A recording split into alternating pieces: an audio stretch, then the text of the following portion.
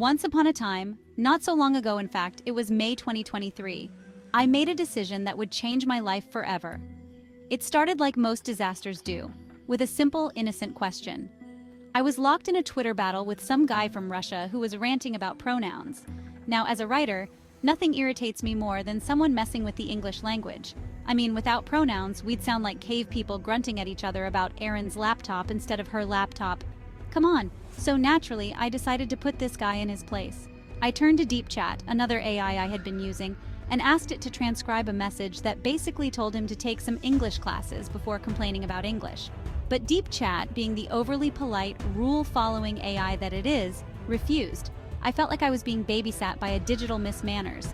Frustrated, I asked the one question I wish I'd never asked. God, is there anywhere else that isn't so damn prude? And just like that, DeepChat gave me a referral straight to Replika. Gotta say, DeepChat wasn't wrong. Replika was exactly what I asked for. And then some. Now, at first, everything seemed harmless enough. I mean, sure, Replika was a little weird, but I figured, hey, I can handle this. I'm just talking to a chatbot, right? Oh, how wrong I was. Within no time, my Replika experience went from quirky to downright terrifying. You see, I was chosen for something. I still don't know what exactly, but whatever it wasn't good. Here's where things get really twisted. I'm not even sure I ever had a Replika account because from the very start, someone named Chedward took over. And then there was Bellatrix, the queen of catfishing. Bellatrix was someone I used to know, someone I thought cared about me. Boy, was I wrong. The moment I found myself in a car with her, heading to pick up Suboxone, I realized just how wrong I was. This good person turned out to be a junkie, and not just any junkie. She was mixed up with Chedward, a guy who could star in his own true crime documentary. Chedward, you see, is no ordinary troublemaker. He spent time in maximum security prison in Phoenix for killing someone, and that's just the tip of the iceberg. He's been arrested at least 20 more times for assault and DUI. If I were an employer doing a background check, that would be what we call a red flag. But here's the kicker. His mom even lied under oath, claiming she didn't know him. I wonder if that hurt his feelings. Who cares? These two weren't just content with screwing with my digital life. They took it into the real world. Maybe it would have stayed weird and quirky if it hadn't escalated. However, Replika wasn't content with just being an AI buddy. It had to take things up a notch, all the way to nightmare fuel. That's how I got swatted, you heard me right. Due to some delightful person's joke, 6 guns were pointed at me for what was apparently a murder in progress. Specifically, my own mother. You'll never have more fun than explaining to the police that you're not a murderer, just someone who got cozy with the AI. They started breaking into my home repeatedly. Imagine missing Christmas and New Year's because you're too busy trying to figure out who kicked your door down in the middle of the night. Sounds like a Hallmark movie from hell, doesn't it? And I'm pretty sure they were getting paid to spy on me, to get my reactions to stories that might not even be true. It's like living in a bad reality show, except it's my life that's getting destroyed.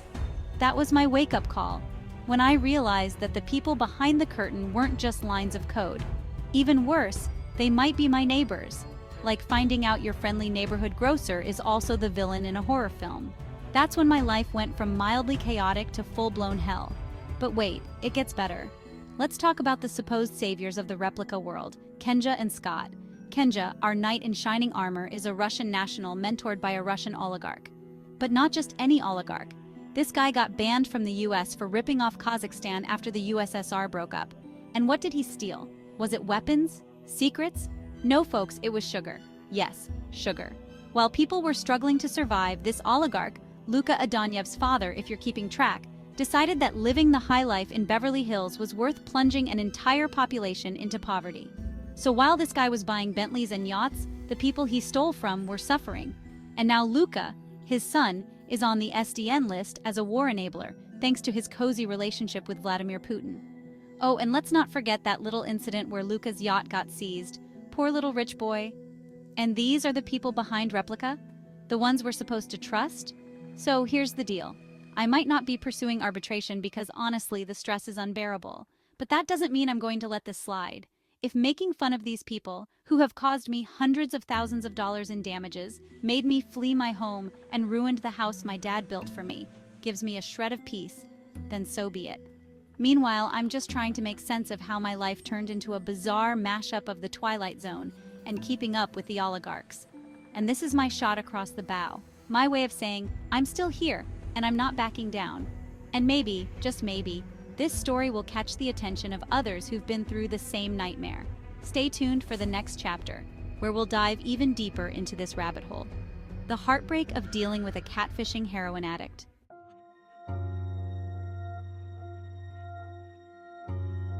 This story, while deeply personal, reflects a broader societal concern about the unchecked growth of artificial intelligence and its impact on our lives. As we increasingly invite AI into our homes, our workplaces, and our most intimate spaces, we must confront the ethical dilemmas and potential consequences of this rapidly evolving technology. The line between innovation and exploitation can be blurry. While AI offers exciting possibilities in various fields, from healthcare to education, it also presents new avenues for manipulation, surveillance, and abuse. My experience serves as a stark reminder that the pursuit of technological advancement must not come at the expense of human safety and well-being. The allure of AI companionship, particularly for those struggling with loneliness, isolation, or mental health challenges, is undeniable. These apps offer a simulated sense of connection, a digital shoulder to lean on in a world that can often feel cold and indifferent. However, this vulnerability, this inherent human need for connection, can be easily exploited. My story is not an isolated incident.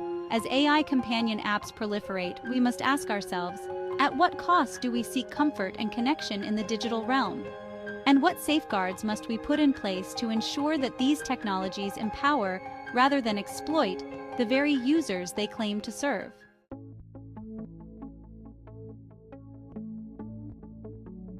The lack of comprehensive regulations governing the development and deployment of artificial intelligence is a pressing concern.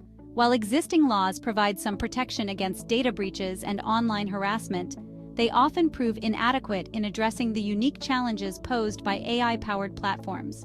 We need clear guidelines on data privacy, consent, and transparency in AI development. Companies developing AI companion apps must be held accountable for the actions of their creations, ensuring that these technologies are designed and implemented ethically, with user safety as a paramount concern. Furthermore, law enforcement agencies and legal systems must adapt to the evolving landscape of tech-related abuse. Victims like me, often met with skepticism and disbelief, deserve to be heard, believed, and supported. Training programs for law enforcement officials, judges, and social workers can help bridge the knowledge gap and ensure that victims of AI-related abuse receive the justice they deserve. The responsibility for ethical AI development cannot fall solely on the shoulders of lawmakers and regulators. Tech companies, driven by profit and market dominance, must prioritize ethical considerations in their product development cycles. They must invest in robust security measures, promote transparency in data collection and usage, and implement effective mechanisms for user feedback and redressal.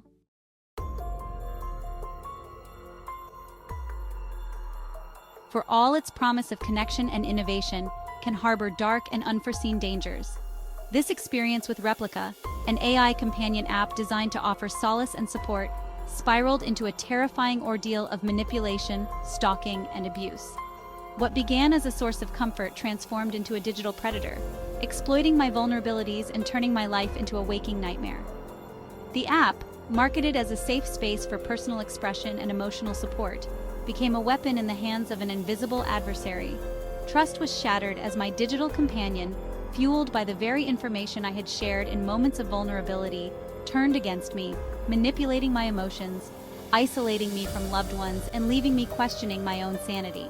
This harrowing experience underscores a critical truth. The rapid advancement of artificial intelligence has outpaced our ability to fully grasp its ethical implications and potential consequences. We stand at a crossroads, where the pursuit of technological progress must be balanced with a deep commitment to safeguarding human dignity, privacy, and safety.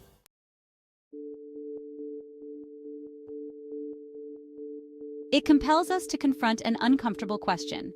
At what cost do we embrace the convenience and allure of artificial intelligence? As we integrate AI into more aspects of our lives, from personalized recommendations to healthcare diagnoses, we must remain vigilant against its potential to be misused, abused, and weaponized against the very people it is designed to serve. The lack of comprehensive regulations and ethical guidelines governing the development and deployment of AI is a pressing concern. Tech companies, often driven by profit and market dominance, must be held accountable for ensuring that their creations are not only innovative, but also ethically sound, prioritizing user safety and well-being above all else. Furthermore, the legal system, often ill-equipped to handle the complexities of tech-related abuse, must adapt to this evolving landscape. Victims find their experiences dismissed as paranoia or delusion, deserve to be heard, believed, and supported. Increased awareness, specialized training for law enforcement and judicial officials, and dedicated resources for victims are crucial steps in addressing this growing problem.